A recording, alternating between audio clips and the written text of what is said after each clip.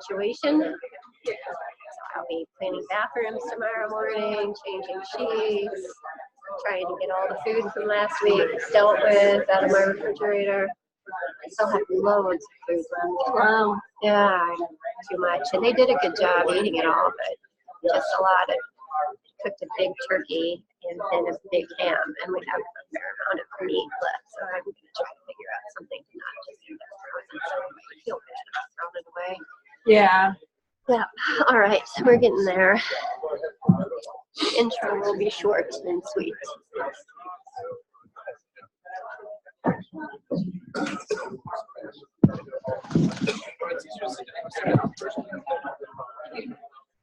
Okay, but I did have one question. Is your BS also from Maryland? Oh, yes.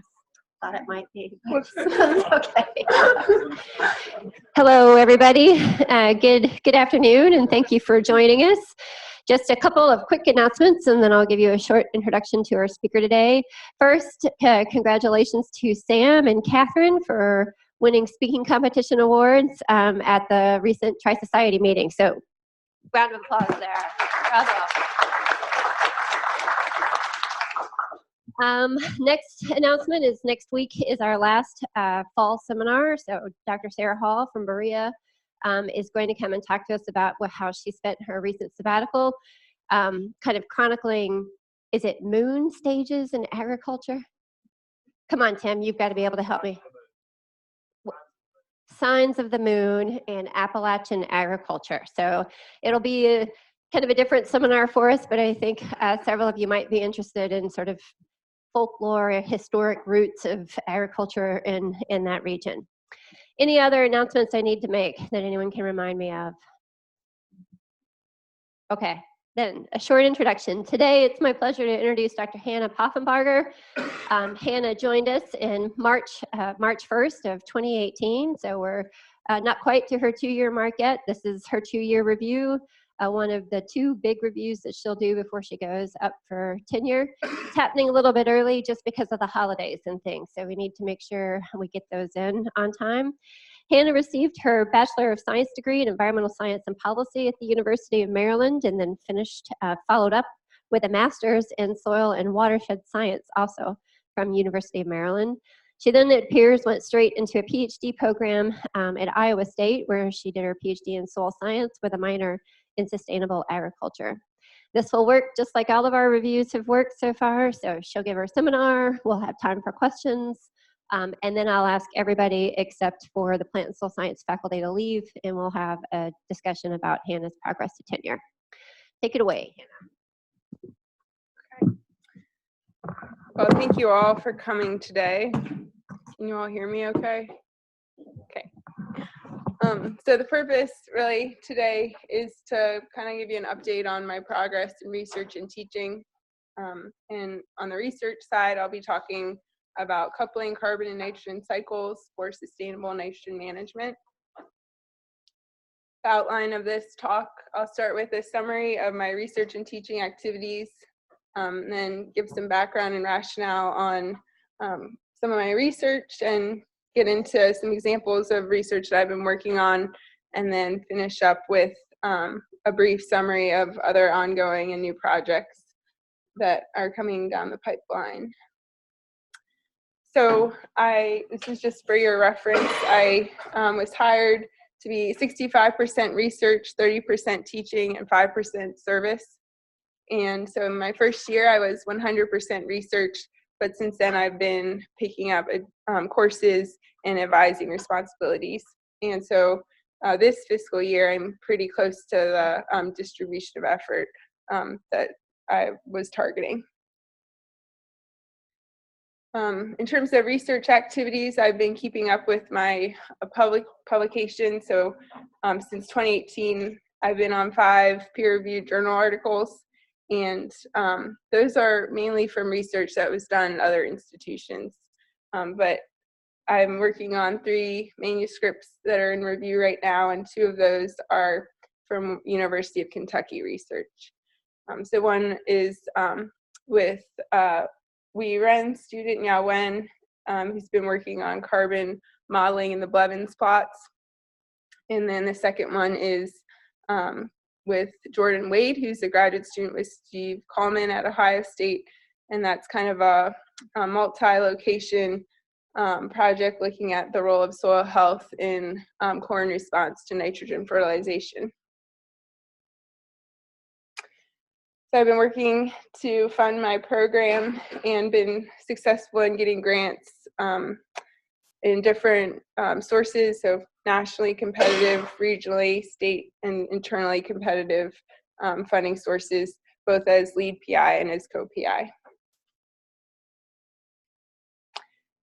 I've been teaching 2 courses, so I taught for the first time in spring of 2019 a soil nutrient management course, and that's undergrad and graduate students, and there were 19 students enrolled last spring. Some of the students drawing the nitrogen cycle on the whiteboard, and the class was pretty well received. The teaching evaluation scores were average or above average in general, and those are found in my CV. And then I've developed a course called Ecosystem Nutrient Cycles. That's a special topics course that I'm teaching this fall for graduate students. And then I've been trying to grow my research group as well. I'm advising 2 master students, Sam and Brian Reinhardt, and Brian is co-advised by Dave McNear. And then a PhD student, Dan, who's co-advised by Chad Lee. And then I'm on or have served on 5 graduate committees, and also been advising undergraduate students and a high school student on research projects, and also have an international intern with us this summer and fall. So that concludes my summary, and now we're going to get into more of the research part of this presentation. So my research program focuses a lot on nitrogen cycling in agriculture, and so I wanted to start with this quote. This is a famous scientist in the world of soil fertility. He's the guy behind Liebig's law of the minimum, and he said that agriculture differs essentially from the cultivation of forests in as much as the principal object consists in the production of nitrogen under any form capable of assimilation, whilst the object of forest culture is confined to the production of carbon. And so basically a major goal of agriculture is to produce protein for humans to consume. And so if we're going to be producing protein, of course we need nitrogen. So nitrogen is an important element in agriculture, and so that's kind of why it's been a major focus of my research. So starting with a simplified version of the nitrogen cycle. Of course, the ultimate source of nitrogen for agriculture is atmospheric nitrogen gas. And before the 20th century, we were mainly getting nitrogen for our crops through biological fixation. So we were cultivating legume crops, and those were adding nitrogen to the system and helping support the growth of our cereal crops. And the nitrogen used by the plants was used to build protein that was fed to animals or humans, and then a portion of the plant material is returned as crop residue back to the soil to form organic matter. Organic matter is, you might hear me at different times of the talk speak about soil organic carbon, keeping in mind that carbon is a pretty constant proportion of organic matter overall, and carbon and nitrogen are consistent in their proportions in organic matter. So the organic matter mineralizes to form ammonium and nitrifies to form nitrate, and these forms are also useful by plants, and then the nitrate can ultimately go back to the atmosphere through denitrification. So something to point out too is we have some different loss pathways in the nitrogen cycle. So volatilization of ammonium to ammonia gas, or denitrification and nitrification forming nitrogen gases, and nitrate leaching.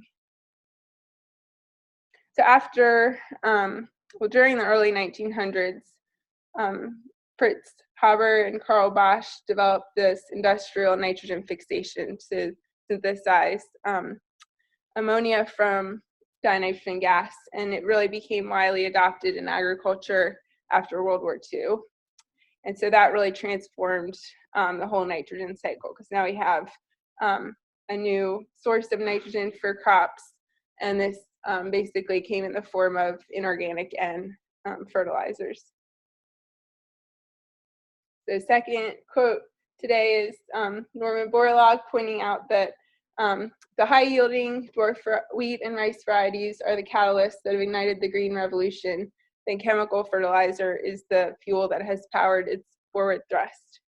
So emphasizing that is really the synergism between genetic improvement and the availability of nitrogen fertilizer that stimulated the major yield improvements and lifting millions of people out of poverty. And so Haber-Bosch nitrogen, it's estimated that it feeds basically half the world's population. So see, we go through each of these lines. So when I'm nervous, my hand shakes. So I don't know if I can use the pointer, but we'll try.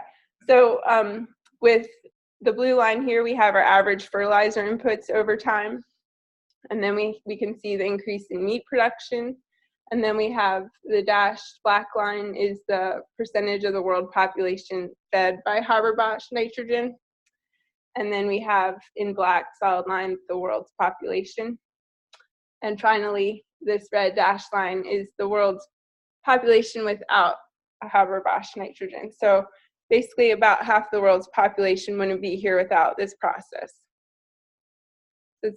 It's really, really critical to our ability to feed a growing world population.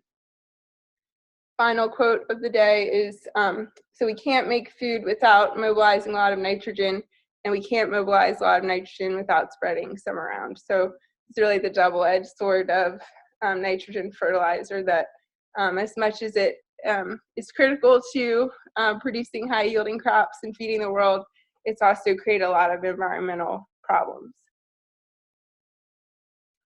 So in the top figure here is nitrogen deposition in 1860, and the bottom figure is nitrogen deposition in 2000. So we can see how much our activities, our production of nitrogen fertilizer has increased nitrogen deposition worldwide. And we basically doubled the amount of reactive nitrogen in the environment. And that's caused things like hypoxic zones and coastlands around the world, or coastlines around the world, nitrous oxide production, which is a greenhouse gas, and water quality, drinking water contamination, and other air pollutants that are formed from nitrogen processes. So the goals, two major goals of my program are to understand nitrogen cycling in agricultural systems, and then to apply this knowledge to improve productivity and environmental quality, try to balance the benefits of nitrogen fertilizer to agriculture and try to minimize their environmental impact. To this end, I'm kind of working in this framework of trying to keep carbon and nitrogen coupled in agricultural systems. So this is a nitrogen cycle again, but on the top in blue, I'm highlighting the forms of nitrogen that are found bonded to carbon. So they're the nitrogen in plants and animal proteins and soil organic matter that are more stable forms of nitrogen, so less likely to be lost to the environment. And the red portion are the inorganic forms of nitrogen that's uncoupled from carbon, and as you can see from those red boxes, more susceptible to environmental losses. Just want to point out, this is the top part does not represent above ground or below ground. It just represents coupled versus uncoupled. And so a goal here is really to try to maximize the amount of time that the nitrogen is found bonded to carbon, to try to minimize losses. So we're going to go through some different parts of the nitrogen cycle and how they relate to nitrogen carbon coupling. So first I'll talk about recoupling carbon and nitrogen by creating an adequate demand of inorganic nitrogen in crop plants. So this figure shows the typical yield response of crops to nitrogen fertilizer inputs. So we see generally that as we increase the nitrogen fertilizer input on the x-axis, we see an increase in yield, and along with that, we see an increase in residue production. So bigger plants produce higher yields and also more residue being returned back to the soil. But at some point, we reach a plateau. So the crop becomes limited by another resource. So we can continue adding nitrogen fertilizer, but we no longer see further yield increases. And so that join point between the quadratic model and then the plateau is called the agronomic optimum nitrogen rate. And that's us. I'm referring here to calling it the AONR. So basically, below the AONR, we have coupling of carbon and nitrogen, that we have an adequate plant demand for nitrogen fertilizer inputs. But above the AONR, we kind of have excessive fertilizer, so it is accumulating in the soil as inorganic N. So that would be the uncoupled nitrogen. And so this is going back to some of my research in Iowa, where I looked at soil organic matter changes in response to nitrogen fertilizer inputs with the x-axis scale here is a percentage of the AONR. And the fact that below the AONR, we see that the nitrogen fertilizer contributes to higher yields and residue production, which goes towards building more organic matter. But above that AONR, we see no further increases in soil organic matter. So again, just pointing out the AONR as being a break point where you have decoupling of carbon and nitrogen. And so, going back for a moment, the question that I had is, would it be possible to move this blue zone further to the right so that we can maintain carbon and nitrogen bonded together and keep it going towards more organic matter storage rather than environmental losses? Because we know that the AONR is very difficult to predict because it differs depending on weather and soil and plant demand. And often farmers will apply a little bit above the AONR because it's hard to predict and they want to make sure it's not limiting. And so I hypothesized that cover crops could kind of serve as a sink, an additional sink for excess nitrogen. And so basically, when you exceed the AONR, instead of the accumulation of inorganic N, you have accumulation in cover crop biomass, and then that biomass can go back towards soil organic matter formation. And so coming to Kentucky and starting to work in the Blevins plots, I was able to kind of look at a similar scenario, but the major difference here, it was also continuous corn, but in this case, we had a cover crop in the Blevins plots. So we measured cover crop nitrogen uptake and found that indeed above the AONR, the cover crop was serving as a sink. It accumulated more nitrogen when that nitrogen fertilizer input exceeded crop demand. And then looking at soil organic carbon changes in the Blevins plots over the past 20 years and annualized, in general, the organic carbon change was positive and it increased as the nitrogen fertilizer inputs increased. So even above that AONR, we found that the nitrogen fertilizer was contributing to formation of organic matter. So cover crops seem to provide that adequate sink to make use of that nitrogen fertilizer excess. So that was just kind of an example of how an understanding of carbon-nitrogen coupling can promote soil quality and also help to retain fertilizer nitrogen inputs in the system. So now I'm going to go through and get into some examples of research here at UK that I've been working on, and we're going to start with this part of the cycle. So with this understanding that through our agricultural management we can build organic matter, the next question is what is really the benefit of having this higher organic matter? If we're storing more nitrogen in this organic matter pool and it's gradually releasing inorganic nitrogen, does that mean we can reduce our fertilizer nitrogen inputs? So this kind of led to a set of hypotheses that I worked on developing and testing with John Grove. So the first hypothesis was soils with more organic matter would require less nitrogen fertilizer to maximize yield because they're getting more from organic matter mineralization, they need less from inputs. And secondly, that soils with more organic matter will be less sensitive to timing of nitrogen fertilizer application because, again, they're simply less dependent on fertilizer inputs because they're getting more from organic matter mineralization.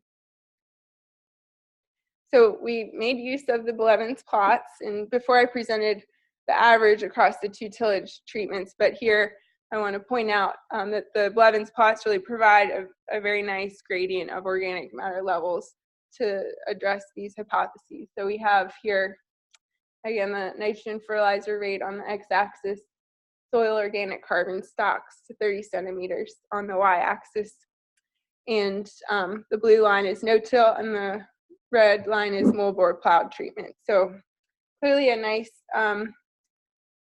difference in organic matter levels as a result of those long-term differences in tillage practices. Fortunately, Web Soil Survey satellite image showed a nice example of the Blevins plots when I went to look up soil information. So I have this nice little diagram to show you the treatments. So here we have the no-till and the plow treatments going in this direction. And then in this direction, we have the different nitrogen fertilizer rates. And I'm just showing you treatments for that first rep, but there's 4 reps in this study. Those are the treatments that have been in place for 50 years. And then in 2018 and 2019, John and I split the plots and applied the nitrogen all early or a portion of it applied late. So we have early treatment, all of the nitrogen going down at the V3 stage of corn during early vegetative growth. And the late split treatment would be 56 kilograms per hectare withheld until late vegetative growth. And the remaining applied early. So it's a split application with a portion of it applied late. And that, again, was to test whether the organic matter differences would affect how sensitive the corn is to nitrogen timing. So the first thing I'll present is the mineralization, nitrogen mineralization. So we want to confirm that these differences in organic matter levels generate differences in nitrogen mineralization. So we put these tubes out in the plots at the time of planting. And so we put out, I think, a set of 12, and we took 3 at each of 4 time points. And the tubes basically are collecting all of the inorganic N that's released from organic matter mineralization. And the metal tubes themselves prevent plant roots from taking up the nitrogen. And then the resin bag at the bottom collects any nitrate that would be leaching out of the tube. And so we found in 2018 that the no-till treatment mineralized more nitrogen than the plowed treatment by about 50 kilograms per hectare. And we're still working on analyzing the results from 2019. But these results kind of support this idea that the no-till system with higher organic matter is able to provide more nitrogen through mineralization during corn growth. And then to look at this question about whether that would result in less nitrogen fertilizer requirement for corn, I looked at the last 5 years of yield data, and see here we fit these quadratic plateau curves I showed before, looking at yield response in terms of to nitrogen inputs. And clearly the no-till system is got higher yields across the range of nitrogen rates. But the join point representing the AO and R was very similar for both systems. So while the no-till system was producing more nitrogen through mineralization, that system also had higher crop demand for nitrogen. So there was no reduction in the agronomic optimum nitrogen rate. But on the positive side, the no-till system was basically had a higher nitrogen use efficiency. It was producing more yield per unit of nitrogen input. And then in terms of the response to timing of nitrogen fertilizer application, there wasn't much of an effect of the timing treatment in general. The only case where we saw an impact of the nitrogen timing was at the lowest total N rate, the 84 kilogram per hectare rate, which the corn was the most nitrogen stressed in that treatment, and really showed a lot of stress by having a portion of it withheld until the late vegetative growth phase. But both tillage treatments responded the same to that delay in fertilizer application. And in 2019, again, there wasn't much of an effect of that timing treatment. So returning to the hypotheses, we didn't find that the soils with more organic matter required any less nitrogen fertilizer to maximize yield. And we also didn't find that they were less sensitive to timing of nitrogen fertilizer input.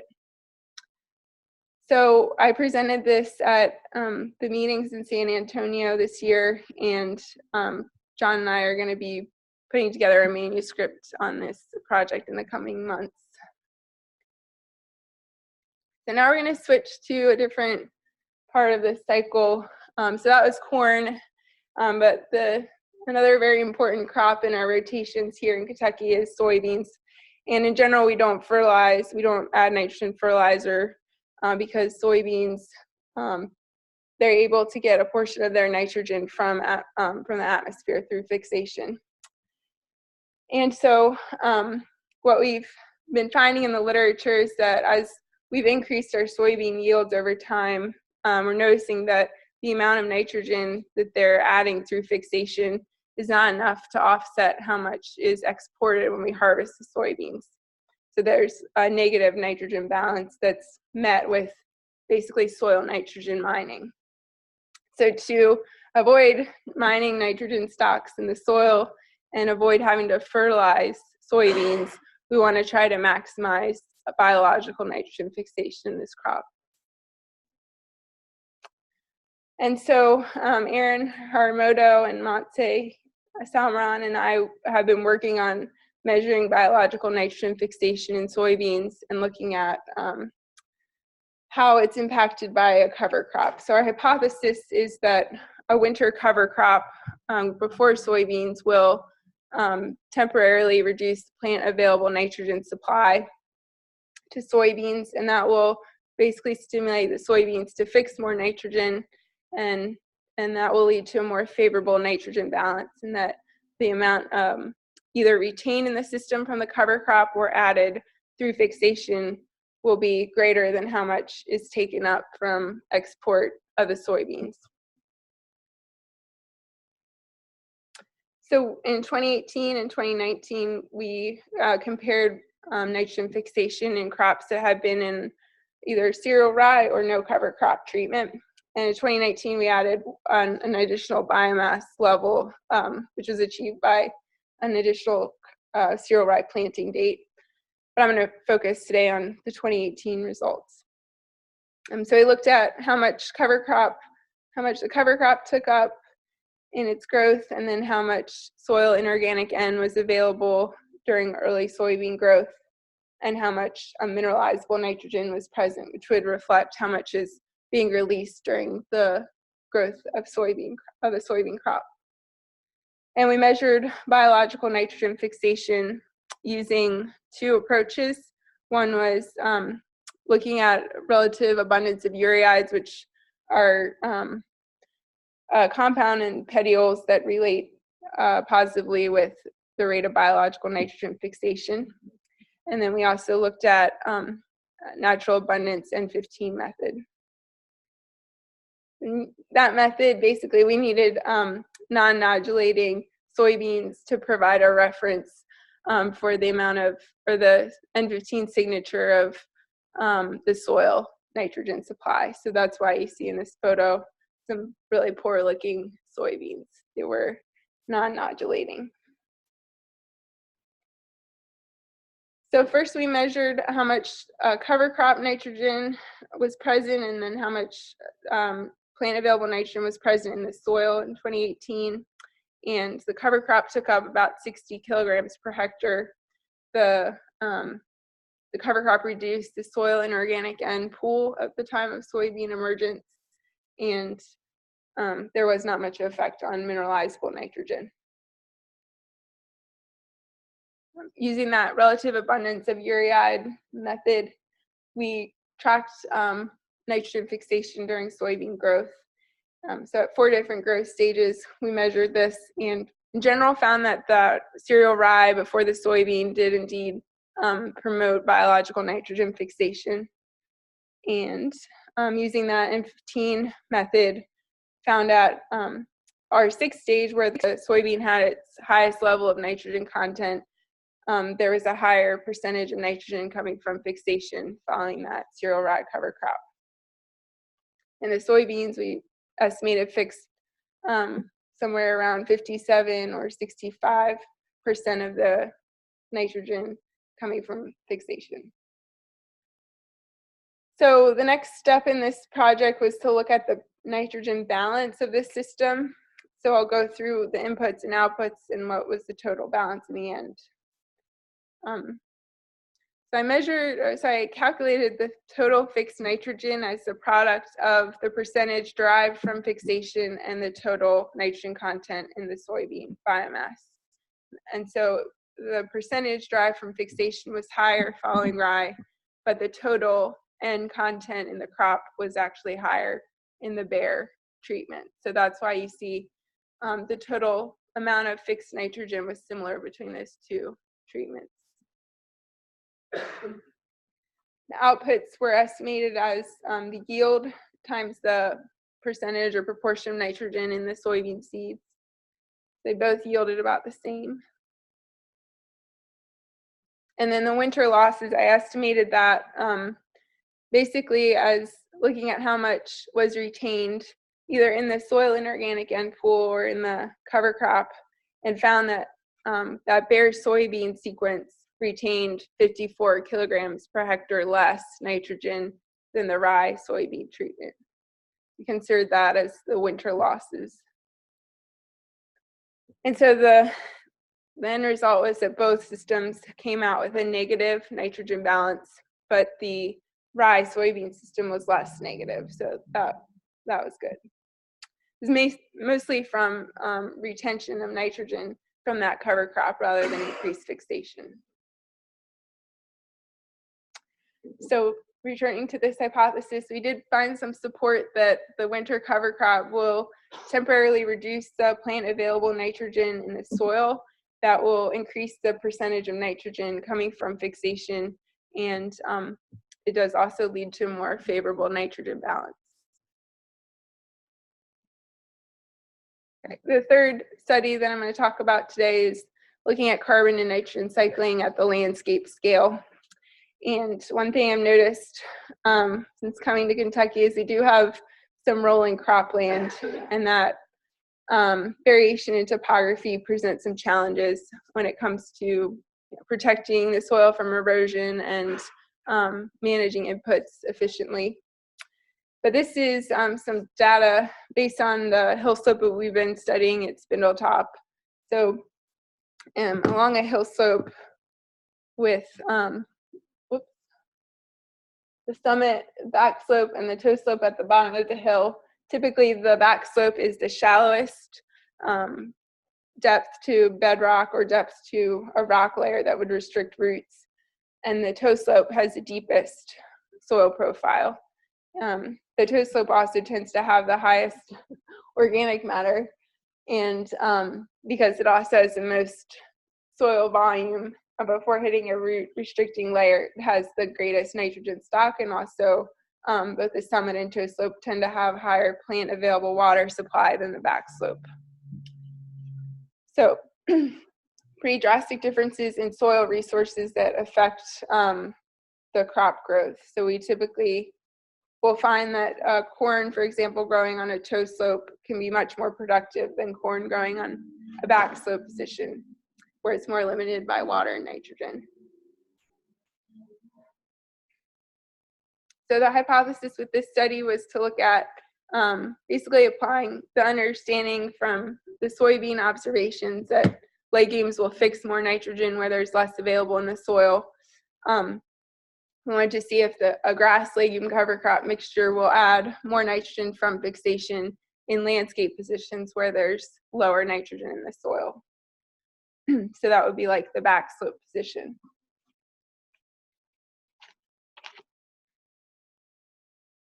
And then the second hypothesis was that the ability of the cover crop to act as a mulch and retain soil moisture, and also to fix nitrogen and add nitrogen to the system, will reduce spatial variability in corn yield.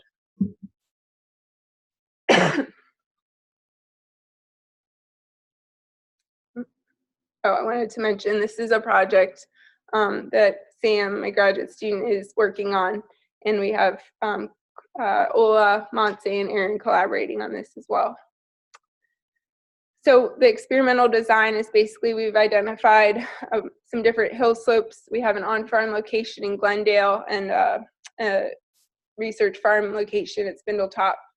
And within each landscape position, there are 3 cover crop treatments, no cover, cereal rye, and then a cereal rye crimson clover mix.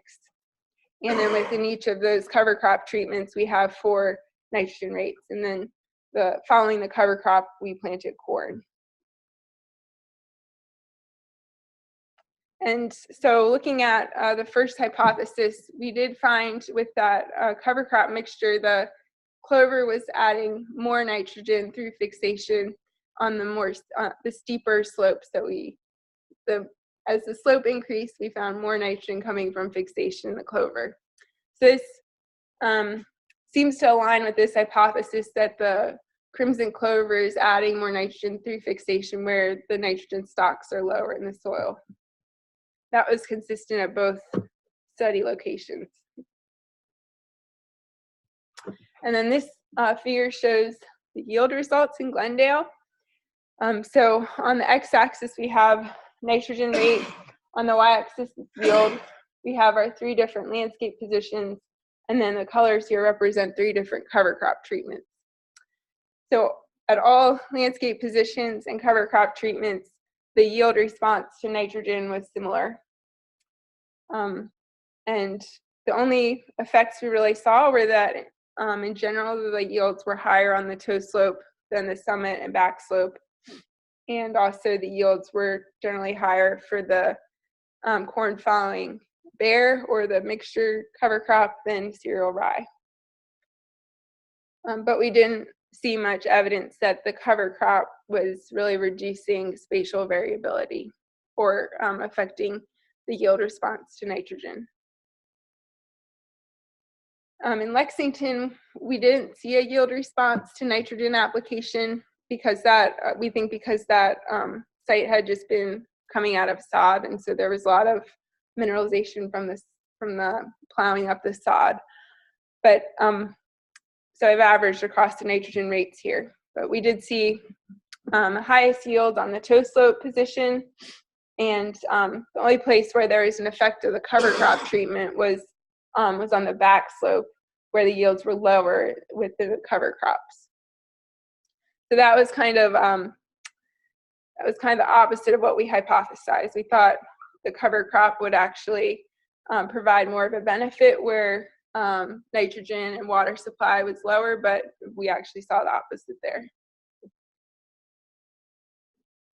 So returning to the hypotheses for this study, we did find some support that grass legume cover crop could sort of moderate soil nitrogen supply by adding more through fixation where soil nitrogen supply would be lower. We did not see that the cover crop root would reduce the spatial variability in corn yield. And this is the project that was the award-winning presentation that Sam gave. Okay, so I just want to conclude with a couple of highlights of projects that didn't really fit into the carbon nitrogen coupling framework, but are really nice work from some of the students in my group. So this is a collaboration with Aaron Haramoto, looking at the cover crop traits of different cereal rye varieties and also triticale. And so Aaron's been looking at the impacts on weed suppression. I've been measuring the soil inorganic N, scavenging. But Luke Wilson, who's an undergrad, wanted to do a research project this fall, and so he's been measuring the root biomass in two of the treatments. We found that the root washing takes a really long time. So, but he's collected some really nice data and found actually pretty consistent root to shoot ratio among both the arustic cereal rye and the triticale. But clearly an effect of planting date on the root to shoot allocation. And also wanted to highlight a meta-analysis that Dan has been working on. He's collected almost 500 observations looking at the impact of starter fertilizer on corn yield. And he's interested in seeing if a starter fertilizer might have more benefit under certain management conditions or certain environmental conditions. And it's actually found in general across the board, starter fertilizers tend to have a benefit. These are just some examples of different timings of nitrogen and placements of the starter, but generally a positive effect of the starter on corn yield. And then we've got some new projects coming on as some of the projects I presented wrap up. So I'm taking over John Grove's long-term crop rotation study. This is includes corn, soybean, or corn, soybean, soybean, corn, wheat, soybean, and then continuous corn and continuous soybeans. So we'll try to keep that long-term project going and look at new questions addressed in that study. Brian Reinhardt is working with Dave and I on a project to look at root traits in corn and how they impact soil organic matter formation and persistence.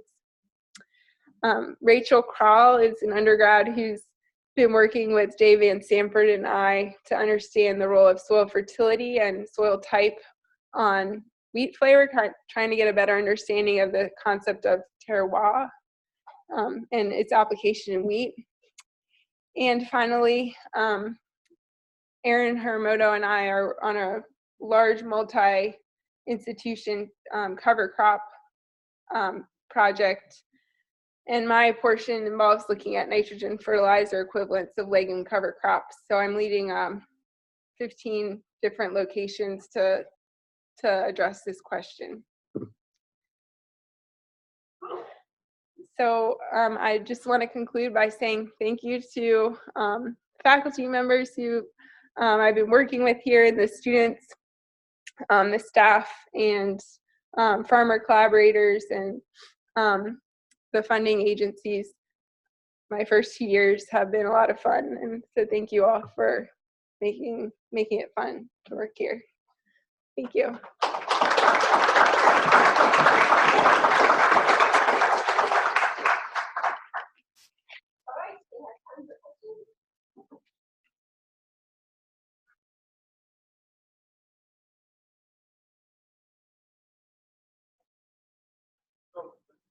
recall your local data at in Lexington, bare soil on the local sale, the bare soil yielded higher than the mixed right? Covered that, right? Yes. So when you're define bare to me, what does bare represent? This is a good question that I probably haven't been careful enough in referencing because we did not keep it like sprayed 100% bare, but in general there was not a lot of weed biomass. That was my main Yeah. question relative. Is there some winter weed biomass contributing to this? I don't think probably it was a major factor in that field because we didn't measure it, but it was pretty minor. Like we had a hard time finding weeds to actually collect and put into the bag when we went out to sample. So it did not have Yeah, yeah, yeah. That's why you're seeing response. Bare soil versus some other factors. Yeah. Yeah, we think what's going on in the back slope there is actually the soil moisture data that Sam collected shows that soil moisture was lower in the cover crop treatment on that back slope position. So it seems like a moisture limitation.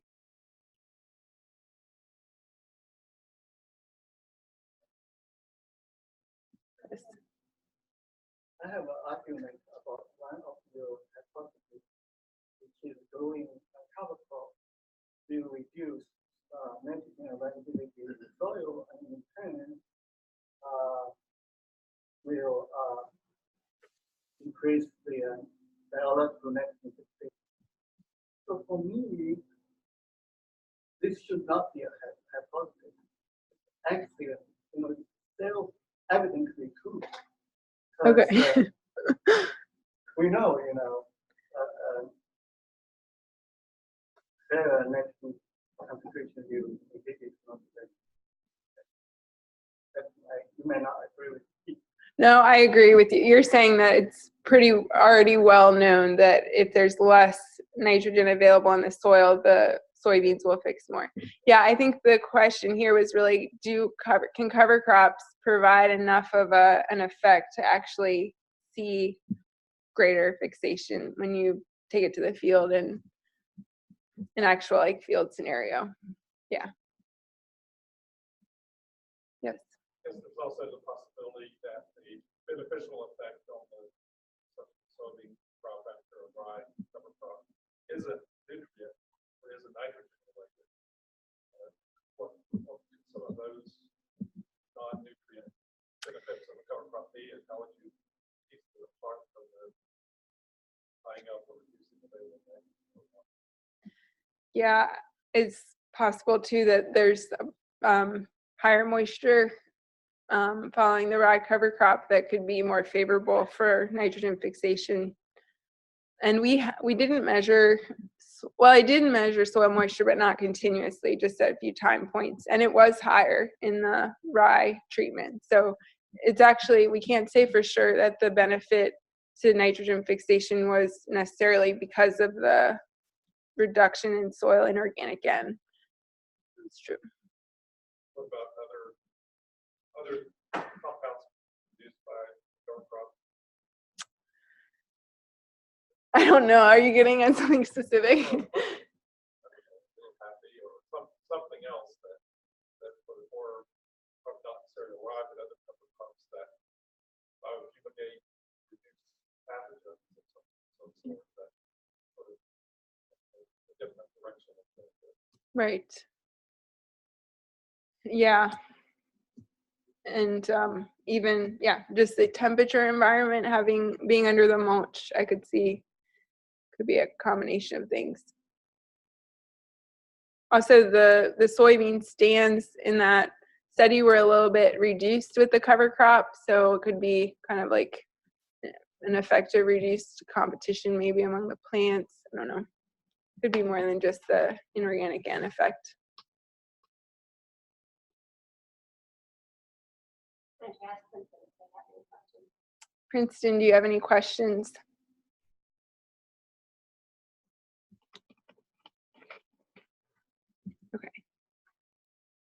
They may chime in. They told me there's quite a delay. Oh, okay. Does anyone else have any additional questions? Yeah. If this kind of same exact same spot, how long do you think it would take for benefit to go through on that? Or do you think it will? Yes, that is one thing that we want to we want to keep this project going, to try to look at the longer term effects, because I think what I read in the literature is that sometimes cover crops have a disproportionate benefit on the back slope, like where organic matter levels are lower, they will add more. So yeah, we're going to track the organic matter changes over time as long as we keep it going and see that perhaps over time we do see this stabilization effect, but just not in year one. You may be back in 50 years. Yeah. Yes. That's Poffenbarger thought. Maybe. Anything else remaining? Okay, let's thank Hannah and